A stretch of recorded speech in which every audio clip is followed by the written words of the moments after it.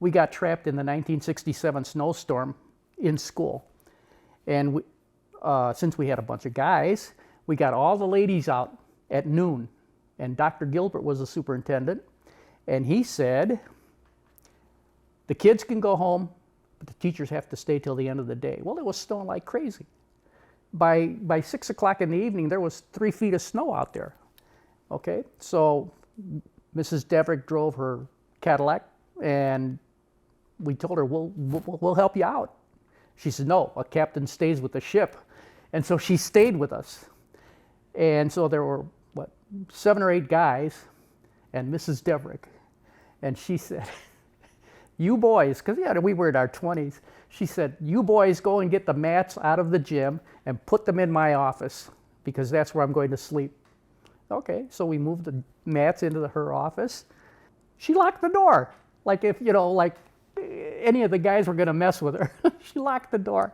And so we went upstairs and put the desks together, and we slept on the desks. And one guy sneaked out the back end of the school, went to Edmar, which was a grocery store a block down the road, and he brought beer and wine because there was no milk, there was no bread, there was nothing else on the shelf. So he brings beer and wine. So the 7 of us are sitting there drinking beer and wine, and so we slept like babies. It was funny. We were trapped at school for 3 days because they couldn't get the roads clear. The next morning, she came and she woke us all up, and she says, I'm going to fix breakfast for you boys.